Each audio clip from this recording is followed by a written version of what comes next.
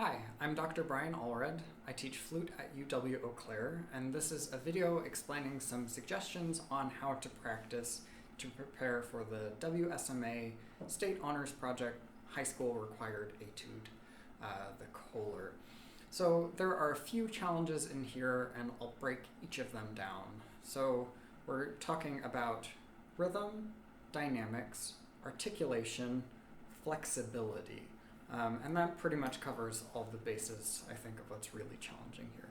So first up is the rhythm. So we don't necessarily see this, how it's notated very often, where we've got dotted 16ths and 32nds, and sometimes it's hard to think about exactly where we're going to place those notes rhythmically.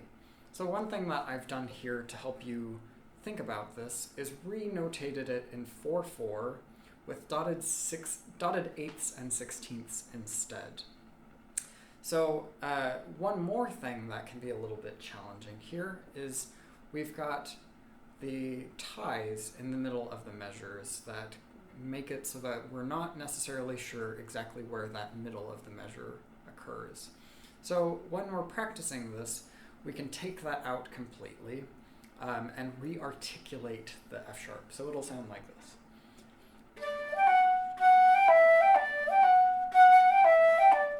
So that we've got a sense of that. As we get comfortable with that, we could maybe just move our accent to that downbeat instead and add the tie back in, so it sounds like this.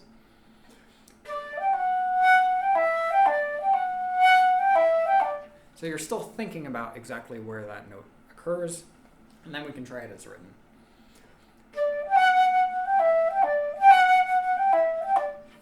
And then the same thing with the next little passage. So then this next bit gets us into our dynamics too. So I think for most people, the challenge is going to be getting enough accent at the very beginning. And so to practice this, I'd really like to exaggerate it. So I'm thinking about the first couple of notes, the D and the G, being a true piano, and then moving to a forte when I get to the F sharp.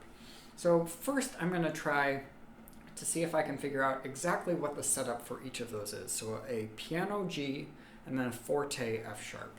So.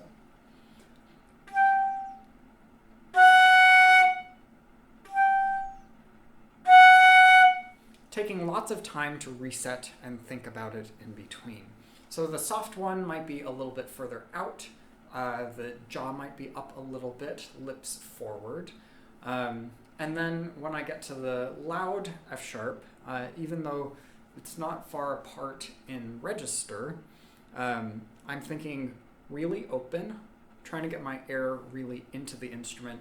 Maybe a little bit more air, but we probably don't need a ton more air if we're doing what we need to with the air. So then taking it from lots of space in between and then taking it to just a little bit of space in between.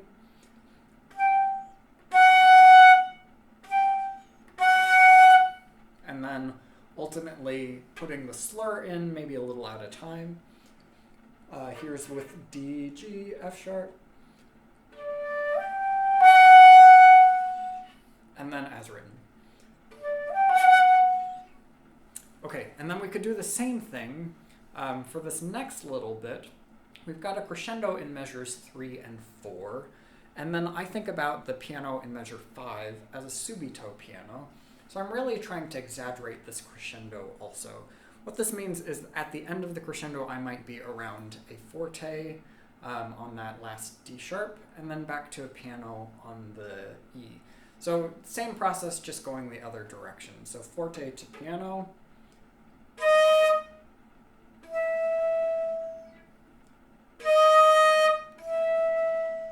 And then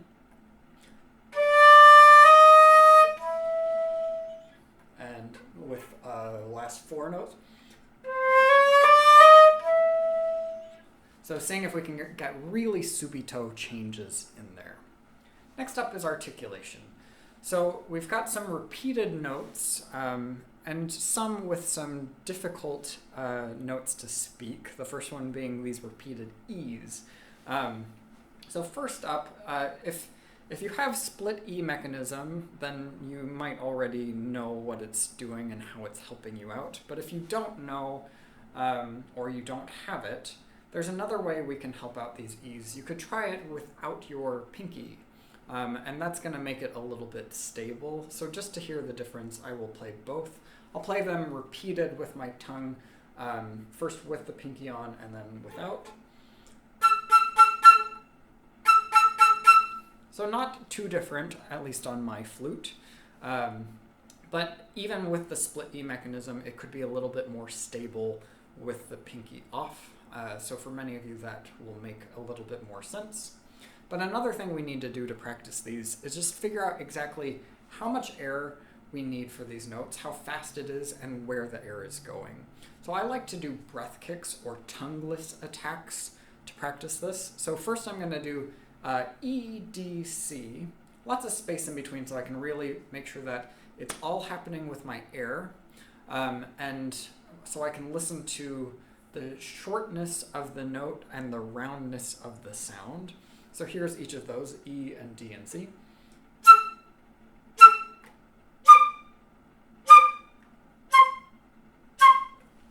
So I'm not trying to cheat by playing it softer or just barely putting anything out. I really want a really nice full round sound and get that air moving quickly so that it vibrates and gets that sound moving right away. And then we can compare that without tongue and then with tongue. So I'll do the same thing, but the second one will be tongued each time.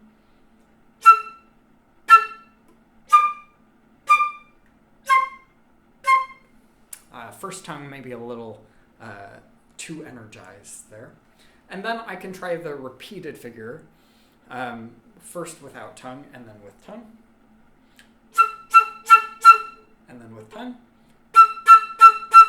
So once I know exactly where those notes are, it just pops right out with the tongue.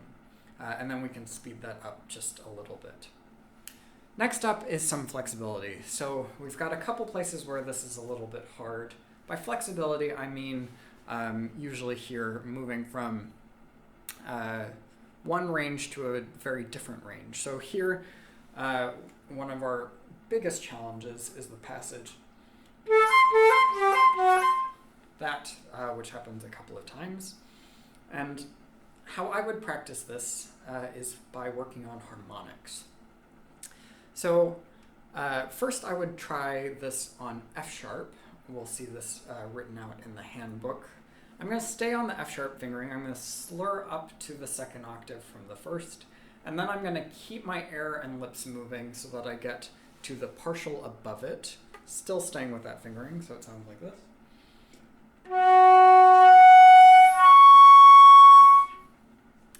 And then, to make it closer to what I need to do in this etude, I'm going to see if I can skip over that second octave F sharp and go right from the F sharp to the sounding C sharp. So. And then I can do this on a few more notes. So on G, first with all three notes. I'll try that again. And then skipping the octave. And we can keep going up. This might be too confusing for some of you, but you could also try using a harmonic for the C's at the top. So the line that moves down, I'm going to use real fingerings, but for the C's, I'm going to finger F. And so you can see that written out as well, and it will look like and sound like this.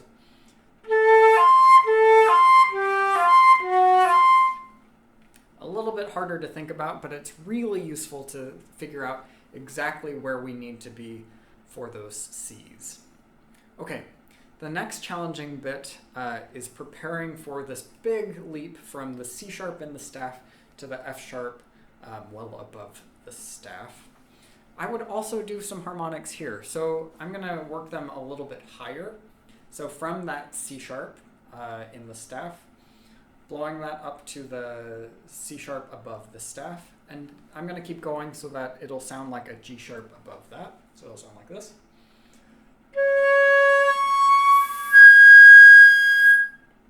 And then, just like before, I'm going to skip that middle note. And then to make it even closer to what we're playing in the piece, I'm going to use some different fingerings to get a harmonic for the F sharp. So first I'm going to finger B for that F sharp. And then I'll finger low F sharp. And then I'll put this in the context of the waltz here. I'm going to play the notes preceding it and go up to the harmonic for the F sharp. So that's with the B fingering and then with the F sharp. And then just as written. And once we know where our air and lips are going, that F sharp can pop right out. I hope this helps. If you want any more help on this, feel free to contact me for a lesson. I'd be happy to help. Best of luck with the auditions.